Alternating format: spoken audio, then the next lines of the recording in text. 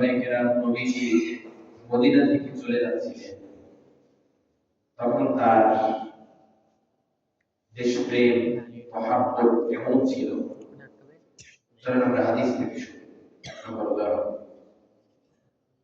নবীজি যখন মক্কা থেকে চলে যাচ্ছিলেন তখন বারবার মক্কার দিকে ফিরে তাকাচ্ছিলেন, কাঁদছিলেন আর মক্কার ভালোবাসায় সিক্ত হচ্ছিলেন। বলছিলেন, আল্লাহি ইন্নী লা আ'লামু আন্নাকি আহাব্বু বিলাদিল্লাহি ইলাইয়া ওয়া আন্নাকি আহাব্বু আরদিল্লাহি ইলাল্লাহি আযজা ওয়া জাল্লা। আল্লাহর শপথ, হে মক্কা, নিশ্চয় আমি জানি তুমি আল্লাহর কাছে এবং আমার কাছে সবচেয়ে প্রিয়, সম্মানিত এবং পৃথিবীর শ্রেষ্ঠ স্থান। আর বলছিলেন, ওয়ান্নাকি খায়রু বুকাতিন আলা ওয়াজহিল আরদি ওয়া আহাব্বুকা ইলাল্লাহি তাআলা ওয়ালাউলা আন্না আহলাকি আখরাজুনি মিনকি মা খারাজতু।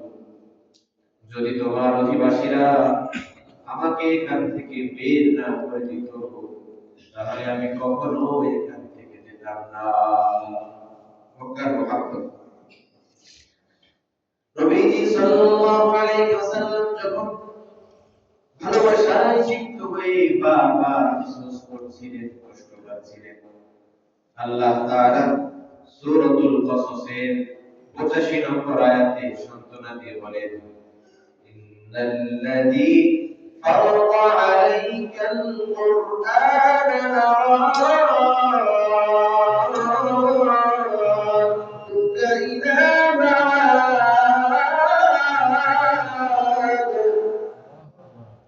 আল্লাহ বলেন, আপনার রব যিনি কোরআনের দায়িত্বভার আপনার উপর অর্পণ করেছেন, তিনি আপনাকে অবশ্যই আপনার প্রিয় ভূমিতে আবার ফেরত নিয়ে আসবে। সুবহানাল্লাহ, আবার ফেরত নিয়ে আসবে। চেষ্টা করেন। আল্লাহ তাআলা মক্কা বিজয়ের ব্যাপারে আগেই ঘোষণা দিয়েছিলেন যে মক্কা বিজয় হবে। নবীজি সাল্লাল্লাহু আলাইহি ওয়াসাল্লাম মক্কাকে খুব ভালোবাসেন। এরপর নবীজি মক্কা থেকে যখন মদিনায় চলে গেলেন, মদিনায় যাওয়ার পর তার দ্বিতীয় বাসস্থান হইল মদিনা। সেখানে অনেকদিন বসবাস করতে করতে সেখানকার মহাব্বত তার অন্তরের মধ্যে গেড়ে গেল। কেমন মদিনার মহাব্বত তিনি করতেন? নবীজি যখন বাহিরে যেতেন সফর করতে, তখন তার হৃদয়ের কি অবস্থা হইত? এক সাহাবী হযরত আনাস ইবনে মালিক রাদিয়াল্লাহু আনহু, যিনি রাসূলের প্রায় 10 বছর খেদমত করেছেন, আনাস ইবনে মালিক নবীজির খাদেমুর রাসূল, এই সাহাবী বর্ণনা করেন, তিনি বলেন, ফারাজতু মা'a রাসূলিল্লাহ সাল্লাল্লাহু আলাইহি ওয়াসাল্লাম ইলা খায়বার। আমি নবীজি সাল্লাল্লাহু আলাইহি ওয়াসাল্লামের কাছে নবীজির সাথে খায়বারের যুদ্ধে গিয়েছিলাম, তার খেদমত করছিলাম। আল্লাহ কাদিমান নবিয়্যু রাজিআন, নবীজি যখন খায়বার থেকে মদিনায় ফিরে আসলেন, তার সামনে উহুদ পাহাড় যখন সামনে আসলো, মানে খায়বার থেকে তিনি মদিনায় যখন ঢুকেছেন, ঢোকার পরে উহুদ পাহাড়টা তার সামনে, নবীজির সাথে সাথে বলে উঠলেন, হাদা জাবালুন ইউহিব্বুনা ওয়া নুহিব্বুহু। এটা এমন একটা পাহাড়, যে পাহাড়কে আমি ভালোবাসি, যেই পাহাড়ও আমাদেরকে ভালোবাসে। নবীজি সাল্লাল্লাহু আলাইহি ওয়াসাল্লাম হাত দিয়ে ইশারা করলেন, পুরো মদিনায় হাত দিয়ে ইশারা করে বললেন, আল্লাহুম্মা ইন্নী উহাদ্দিবু মা বাইনা লাবাতাইহা কাতাহরিমি ইব্রাহিম মাক্কাতা। হে আল্লাহ, ইব্রাহিম নবী যেমন মক্কাকে হারাম করেছিলেন, মক্কাকে সম্মানিত ঘোষণা করেছিলেন, আয় আল্লাহ, আমি এই মদিনাকেও সম্মানিত ঘোষণা করলাম। তাহলে মক্কা মদিনা নবীজির যেখানে বাসস্থান ছিল, খুব ভালোবাসতেন, মাতৃভূমিকে। এজন্য মাতৃভূমি, নিজের দেশ, এটাকে ভালোবাসতেন। আমার দেশ থেকে, আমার দেশের যত সম্পদ, এটা নিজের জন্য, নিজের দেশের জন্য আত্মসাৎ করা যাবে, মহাত্মতের অংশ এটা। মুক্তিযুদ্ধের ইতিহাস তো সবার জানা। আমাদের 1947-এর আগ পর্যন্ত এই পুরো মাতৃভূমিটা কাদের দখলে ছিল? ব্রিটিশ। 1947 থেকে 1971 সালে 26শে মার্চের আগ পর্যন্ত পাকিস্তানিদের দখলে ছিল। ব্রিটিশরা প্রায় 200 বছর পর্যন্ত আমাদের এই উপমহাদেশ তারা দখল করে রেখেছিল। সেবার নামে বিভিন্ন এনজিও কোম্পানি খুলে, ইস্ট ইন্ডিয়া কোম্পানি খুলে আমাদেরকে বিভিন্ন ভাবে তারা গোলামের জিঞ্জিরে আবদ্ধ রেখেছে। শেষ পর্যন্ত ভারত পাকিস্তান দুই ভাগের পরে পাকিস্তান তো ভাগ হইল, এই পাকিস্তানের মধ্যে আবার দুই ভাগ, একটা পশ্চিম পাকিস্তান, একটা পূর্ব পাকিস্তান। অথচ পাকিস্তান, পূর্ব পাকিস্তান, পশ্চিম পাকিস্তানের দুই ভূখণ্ড ছিল এবং দুইটার ভাষা আলাদা ছিল, খাদ্যাভ্যাস আলাদা ছিল, পোশাক আলাদা ছিল, কিন্তু মুসলিম এটা অনেকটা মিল ছিল। শেষ পর্যন্ত শুধু নামই পাকিস্তান, কিন্তু পশ্চিম পাকিস্তানের তারা আমাদের উপর শোষণ শুরু করে দিয়েছিল, জুলুম, অত্যাচার, নির্যাতন, আমাদের সবকিছু তারা নিয়ে নিত, আমাদের কিছু দিত। এরকম একটা পরিস্থিতি যখন হয়, শেষ পর্যন্ত আমাদের ভাষার উপরও তারা হস্তক্ষেপ করতে যায়। পরে 1952 সালে ভাষা আন্দোলন হয়ে অনেক যান কোরবান করেন, অনেক শহীদ হন, রফিক সালাম জব্বার, বরকত প্রমুখ যারা শহীদ হয়ে যান ভাষা আন্দোলনে। এরপরে আরো যখন নির্যাতন করতে থাকে, বাংলা ভাষা বাংলাই থাকে, 1970 সালে আবার বাংলাদেশের পূর্ব পাকিস্তানের মানুষ একটা যুদ্ধের সিদ্ধান্ত নেয়, জিহাদের সিদ্ধান্ত নেয়। মুক্তিযুদ্ধ বললে মনে হয় যে বাংলাদেশের একটা চেতনা সুশীলটা চেতনা বিক্রি করেছে কত খায়। মুক্তিযুদ্ধ মানে চেতনা, মুক্তিযুদ্ধ মানে চেতনা, আর জিহাদ বললেই জঙ্গি। আজীব একটা অবস্থা। অথচ জিহাদ এই মুক্তিযুদ্ধটাতে একই, আমার নিজের দেশকে স্বাধীন করার জন্য আরেক দেশের বিরুদ্ধে আমি লড়ছি, এটা কি জিহাদ না? জিহাদ না? জিহাদ। মুক্তিযুদ্ধ বললে আমাদের মিডিয়া সন্ত্রাস আমাদের কানে এমন ভাবে, আমাদের হৃদয়ে এমন ভাবে বদ্ধমূল করে দিয়েছে, মুক্তিযুদ্ধ মানেই চেতনা, জিহাদ মানেই জঙ্গি, জিহাদ মানে মানব কাটন আর রক্তপাত। অথচ মুক্তিযুদ্ধ জিহাদ তো এক। আল্লাহ আমাদেরকে বোঝার তৌফিক দান করে। শেষ পর্যন্ত যখন এই 9 মাস রক্তক্ষয়ী জিহাদের পর লক্ষ লক্ষ শহীদের তাজা রক্তের বিনিময়ে আমাদের এই ভূখণ্ড আল্লাহ তাআলা স্বাধীন করে দিলেন। কে করে দিলেন? আল্লাহ তাআলা স্বাধীন করে দিলেন। তাদের কাছে অস্ত্র শস্ত্র ছিল, আমাদের কাছে তো আগুন ছাড়া কি ছিল, একটু হয়তো বন্ধুত্ব ছিল, কিন্তু আল্লাহ তাআলা আমাদেরকে বিজয় দান করেছেন। তাদের সামনে আমরা বিজয় পেয়েছি, এটা আল্লাহ তাআলার পক্ষ থেকে অনেক বড় নিয়ম। মনে করেন আমরা বিজয় হতে পারলাম, এতদিন পর্যন্ত আমাদের কি অবস্থা, এখন যে অবস্থায় আমরা আছি এর চেয়ে আরো খারাপ অবস্থা। আল্লাহ যদি করতেন কি হতে পারতো জানি না। শেষ পর্যন্ত 16 ডিসেম্বর 1971 সালে আমাদের এই বিজয় অর্জিত হয়। 16 ডিসেম্বর আমাদের বিজয় দিবস। এজন্য যখন কারো বিজয় আসে, যখন কোনো জাতি কোনো গোষ্ঠী বিজয় অর্জন করে, তাদের জন্য কি কি করণীয়, এটা আমরা আজকে কোরআন শরীফ থেকে আলোচনা করব ইনশাআল্লাহ। বিজয় সম্পর্কে কোরআনে কারিমের 2টা সূরা আছে। কয়টা সূরা? কোরআনে বিজয় সম্পর্কে কয়টা সূরা আছে? একটু সবাই বলেন কয়টা সূরা আছে? 2টা। একটা হলো 26 পারায় সূরাতুল ফাতহ, ইন্না ফাতাহনা লাকা ফাতহাম মুবিনা লিয়াগফিরা লাকাল্লাহু মা তাকাদ্দামা মিন যামবিকা ওয়া মা তাআখখার ওয়া ইউতিম্মা নি'মাতাহু 'আলাইকা ওয়ায়াহদিয়াকা সিরাতাম মুস্তাকিমা। এটা একটা বিজয় সম্পর্কের সূরা। আরেকটা সূরা 30 নম্বর পারায় সূরাতুন নাসর, যে শেষের 10টা সূরা আছে না, বাংলা সূরা বলে যে সবাই, আরবিতে এই 10টা সূরা বেশি বেশি পড়া হয়, যেখানে কত সূরা আরবি হয়। এই আলোচনা থেকে নাসি পর্যন্ত একটা সূরা আছে সূরাতুন নাসর, ইযা জাআ নাসরুল্লাহি ওয়াল ফাতহ। এই সূরাটাও বিজয় সম্পর্কে।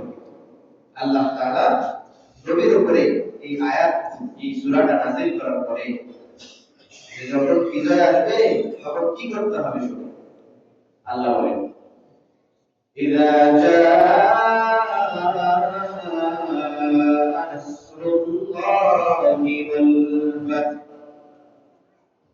যখন আল্লাহর পক্ষ থেকে সাহায্য আর বিজয় আসবে। وَرَأَيْتَ النَّاسَ يَدْخُلُونَ فِي دِينِ اللَّهِ أَفْوَاجًا, আপনি লোকদেরকে দেখবেন দলে দলে তারা ইসলামে প্রবেশ করছে। এরপর করণীয় আল্লাহ বলছেন, ফাসাব্বিহ বিহামদি রাব্বিকা ওয়াস্তাগফির ইন্নাহু কানা তাওয়াবা। এখানে আল্লাহ তাআলা চারটা কর্তব্যের কথা বর্ণনা করেছেন। কয়টা? চারটা। বিজয় অর্জিত হলে চারটা আমাদের কাজ। এক নম্বর, বিজয় সাহায্য কেবল আল্লাহর পক্ষ থেকে হয়। কার পক্ষ থেকে হয়? আল্লাহর পক্ষ থেকে। ইযা জাআ নাসরুল্লাহি ওয়াল ফাতহ, আল্লাহর পক্ষ থেকে। হ্যাঁ, মাধ্যম অনেকে হতে পারে, কিন্তু বিজয় হয় কার পক্ষ থেকে? আল্লাহর পক্ষ থেকে। দুই, এই দিনে বিজয়ের জন্য আল্লাহর মহত্ব, পবিত্রতা ও বড়ত্ব বর্ণনা করা। আল্লাহর পবিত্রতা, মহত্ব ও বড়ত্ব বর্ণনা করা। তিন, আল্লাহর শুকরিয়া আদায় করা। আল্লাহর বড়ত্ব, পবিত্রতা ও শুকরিয়া, এই দুটো বিষয় একসাথে আদায় করা যায়। নবীজি হাদিসে বলেছেন, বুখারী শরীফে একেবারে শেষ হাদিস, বর্ণনাকারী সাহাবীর নাম আবু হুরায়রা রাদিয়াল্লাহু আনহু। عن ابي هريره رضي الله تعالى عنه قال, আবু হুরায়রা রাদিয়াল্লাহু তাআলা আনহু থেকে বর্ণিত, রাসূলুল্লাহ সাল্লাল্লাহু আলাইহি ওয়াসাল্লাম বলেন, কালিমাতান হাবিবাতান ইলার রহমান, দুটো কালিমা, দুটো বাক্য এমন আল্লাহর কাছে অনেক পছন্দের। খাফিফাতান আলাল লিসান, কিন্তু দুইটা বাক্য জবানে খুব সহজেই বলা যায়, মুখে উচ্চারণ করতে খুব সহজ। তাকিলাতান ফিল মিজান, কিন্তু মিজানের পাল্লায় অনেক ভারী হবে। নবী বলেন, সুবহানাল্লাহি ওয়া বিহামদিহি সুবহানাল্লাহিল আযীম। সবাই সবার মধ্যে জবানটা নাড়ায় পড়ে, সুবহানাল্লাহি ওয়া বিহামদিহি সুবহানাল্লাহিল আযীম। তাহলে একটা সুবহানাল্লাহি ওয়া বিহামদিহি, এটা হলো একটা বাক্য, সুবহানাল্লাহিল আযীম। রাসূল বলেন, এই দুটো বাক্য কেবল বলতে সহজ, মিজানের পাল্লায় অনেক ভারী, আল্লাহর কাছে অনেক পছন্দের। বলেন সুবহানাল্লাহ। তাহলে বিজয়ের দিনে এই কাজ, আল্লাহর বড়ত্ব, আল্লাহর শুকরিয়া আদায় বেশি বেশি করা। সুবহানাল্লাহি ওয়া বিহামদিহি সুবহানাল্লাহিল আযীম, এই দুই বাক্যের মাঝে শুকরিয়াও আছে, আল্লাহর প্রশংসাও আছে, আল্লাহর বড়ত্বও আছে। 4 নম্বর, আল্লাহর দরবারে আত্মনিবেদন করা, ইস্তেগফার করা। সূরা নাসরের শেষ অংশে আল্লাহ বলেন, ইন্নাহু কানা তাওয়াবা, ইন্নাহু কানা তাওয়াবা ওয়াস্তাগফির ইন্নাহু কানা তাওয়াবা। আল্লাহর কাছে ইস্তেগফার, এই দিনে বেশি বেশি ইস্তেগফার করা উচিত। গুনাহের কারণে বিজয় তো আল্লাহ দিয়েছেন, কিন্তু যখন আমরা বিজয়ের কারণে খুব আনন্দ উল্লাস গান বাজনা যত রকম আনন্দ বিজয়ের দিনে যদি করি, আল্লাহ যদি চান আমাদের এই বিজয় ছিনিয়ে নিই, আবারও কোনো জালেম গোষ্ঠীকে আমাদের উপর চাপিয়ে দিতে পারে কিনা? আল্লাহর এই ক্ষমতা আছে কিনা? আগে ছিল, এখন না। এখন এজন্য বিজয় যেহেতু আল্লাহ দিয়েছেন, এই আল্লাহর কাছে ইস্তেগফার করতে হবে। ইস্তেগফার যদি না করি, আমাদের চলাফেরা যদি বিজয়ের আনন্দে উল্টাপাল্টা হয়ে যায়, তাহলে আল্লাহ যে কোনো সময় আমাদের বিজয় ছিনিয়ে নেবে। এজন্য আল্লাহর কাছে আমরা ইস্তেগফার করব তো ইনশাআল্লাহ। ইস্তেগফার করলে কি কি ফজিলত, ইস্তেগফার করলে কি কি উপকার, এগুলো আমরা এক জুমাতে আলোচনা করেছি। এজন্য এটা আমরা সামনে আগাচ্ছি না। কিন্তু বিজয় এই দিবসে আমাদের জন্য কর্মসূচি কি কি হওয়া উচিত, কি করব, পদ্ধতি কেমন হওয়া উচিত, চলে রাসূলুল্লাহ সাল্লাল্লাহু আলাইহি ওয়াসাল্লামের কর্মপদ্ধতি কেমন ছিল। নবীজি যখন মদিনা থেকে মক্কায় আসেন, মক্কা যখন বিজয় হয় অষ্টম হিজরিতে, তখন তিনি অহংকার করেছিলেন, খুব দম্ভ ভরে শোভাযাত্রা, বিশাল বিশাল স্লোগান ইত্যাদি কি রাসূল করেছিলেন, বাদ্যবাজনা বাজিয়েছিলেন। তার অবস্থা কেমন ছিল চলেন মুস্তাদরাক আল হাকিম এই কিতাবের মধ্যে এক হাদিস আছে। হযরত আনাস রাদিয়াল্লাহু আনহু বলেন, আন্নান নবী সাল্লাল্লাহু আলাইহি ওয়াসাল্লাম জাআ ইয়াওমা ফাতহি মক্কাহ আলা নাকাতিহি আল্লাতী তুসাম্মা আল-কাসওয়া।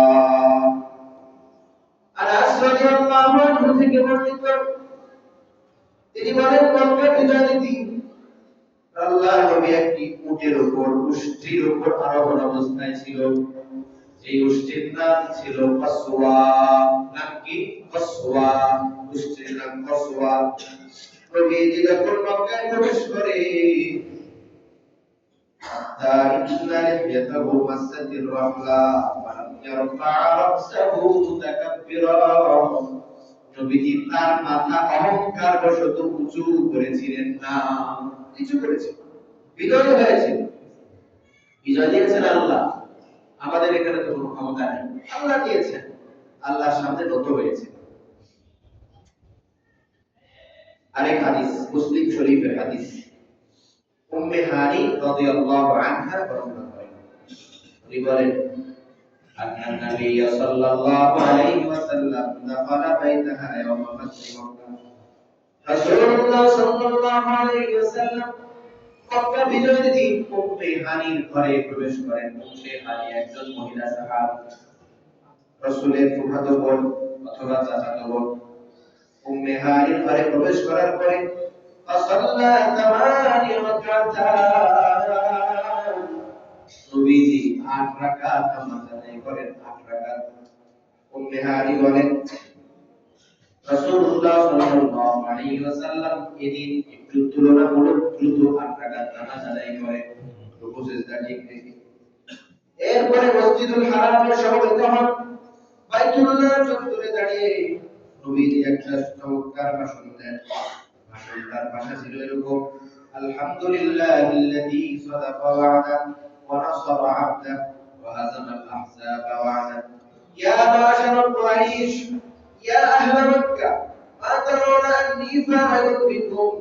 قالوا نقول خيرا ونظن خيرا أخ كريم وابن أخ كريم وقد قدست. فقال رسول الله صلى الله عليه وسلم فإني أقول كما قال أخي يوسف لا تثريب عليكم اليوم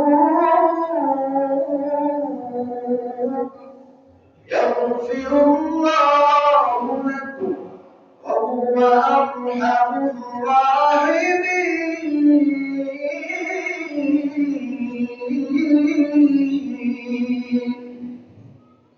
আল্লাহ তাআলা নবী ভাষণ দেন বাইতুল্লাহ চত্বরে সমস্ত প্রশংসা আল্লাহর জন্য, যিনি তার প্রতিশ্রুতি পূর্ণ করেছেন, তার বান্দাকে সাহায্য করেছেন এবং একাই শত্রুদের পরাজিত করেছে।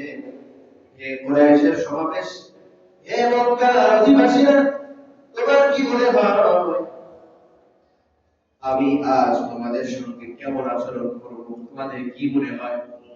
তারা বলল, আমরা আপনার সম্পর্কে ভালোই বলবো, ভালোই ধারণা করব। আপনি একজন মহানুভব ভাই, আপনি মহানুভব ভাইয়ের পুত্র, আর আপনি আমাদের উপর পূর্ণ ক্ষমতা রাখেন। অর্থাৎ চাইলে আপনি আপনার ক্ষমতা বলে আমাদেরকে শাস্তিও দিতে পারেন, আবার মাফও করে দিতে পারেন। রাসূলুল্লাহ সাল্লাল্লাহু আলাইহি ওয়াসাল্লাম বলেন, আমি আজ সে কথাই বলছি যে কথা আমার ভাই ইউসুফ ইবনে ইয়াকুব আলাইহিস সালাম, পয়গম্বর ইউসুফ আলাইহিস সালাম, তার ভাইরা তাকে ছোটবেলা কূপের মধ্যে ফেলে দিয়েছিল। বড় হওয়ার পরে মিশরের যখন খাদ্যমন্ত্রী ইউসুফ আলাইহিস সালাম হয়ে গেলেন, তার 10 ভাই ভুল করেছিল, তাকে হত্যা করতে চেয়েছিল, কিন্তু ভাগ্যের চাকা ঘুরতে ঘুরতে ইউসুফ নবী এক পর্যায়ে মিশরের যখন খাদ্যমন্ত্রী হয়ে গেলেন, ইউসুফের ভাইরা ওই কানান, শাম দেশের কানান অঞ্চলে বসবাস করতেছিল। দুর্ভিক্ষের সময় খাবার নিতে মিশরে চলে গেল। যাওয়ার পরে ইউসুফ আলাইহিস সালামকে চিনতে পারে নাই, কিন্তু ইউসুফ নবী দুই 10 ভাইকে চিনতে পেরেছেন। ইউসুফ নবী তাদেরকে দেখার পরে তাদের শাস্তি দেন নাই, জেল জুলুম কিছুই দেন নাই। এত বড় ক্ষমতাধর ইউসুফ আলাইহিস সালাম, উনি সেদিন তার ভাইদেরকে বলেছিলেন, লা তাসরিবা আলাইকুমুল ইয়াউম, তোমাদের ব্যাপারে আজ আমার কোনো অভিযোগ নাই। ইয়াগফিরুল্লাহু লাকুম, আল্লাহ তোমাদেরকে মাফ করে দেন। ওয়া হুয়া আরহামুর রাহিমিন, আল্লাহ সমস্ত দয়াশীলদের মধ্যে শ্রেষ্ঠ দয়াশীল। ইউসুফ নবী যে কথা বলেছিলেন, আজকেও আমি তোমাদের উদ্দেশ্যে সেই কথাই বলছি। সুবহানাল্লাহ। সবাইকে আমার ক্ষমা, ব্যাপক ক্ষমা ঘোষণা করে দিলেন। এটাই হলো নবী সাল্লাল্লাহু আলাইহি ওয়াসাল্লামের চমৎকার আদর্শ। কাজেই আমাদের বিজয় আল্লাহ আমাদেরকে দিয়েছেন। এই বিজয় দিনে আমাদের কি কি করণীয় আমরা খোলাসা করি। 1 নম্বর, বেশি বেশি নফল নামাজ আদায় করা, বেশি বেশি নফল নামাজ আদায় করা। 2, আল্লাহর মহত্ব, পবিত্রতা, বরত্ব বর্ণনা করা। 3, আল্লাহ তাআলার হামদ তথা প্রশংসা করা। 4, আল্লাহর দরবারে ইস্তেগফার করা, মাফ চাওয়া, আল্লাহর কাছে বেশি বেশি ক্ষমা চাওয়া। এই দিনে কিছু বর্জনীয় কাজ, হুজুর করণীয় বলেন, বর্জনীয় বলেন। বর্জনীয় গুলো মানাই করছি। বর্জনীয় কাজ 1 নম্বর, এই যে পুষ্প অর্পণ, মানে ফুল দেওয়া, নাকি ফুল দেওয়া, এর আছে কোথাও প্রাণ দিছে ফুল দেওয়া, কবরে গিয়ে ফুল দেওয়া। কবরে গিয়ে ফুল দিলে কি হবে? তাদের আত্মা কি শান্তি পাবে? এটা বর্জনীয় কাজের 1 নম্বর। 2, সবাই 1 মিনিট নীরবতা পালন করি। দুনিয়া আখিরাতের কি ফায়দা? আচ্ছা, বুঝলাম যে আখিরাতের কোনো ফায়দা হবে না, চুপ থাকলে একটু দুনিয়ার কিছু ফায়দা, কি ফায়দা? একটা ফায়দা হতে পারে যে মানুষ সমাধান না জানে, চুপ থাকে সেটা জানতে পারে, সেই হিসেবে একটু চুপ থাকলে কিছুটা জানতে পাইতে পারে। আরো স্মরণে 1 মিনিট নীরবতা পালন করেন। আবার কেমন ধরনের সুপ্রকাশ?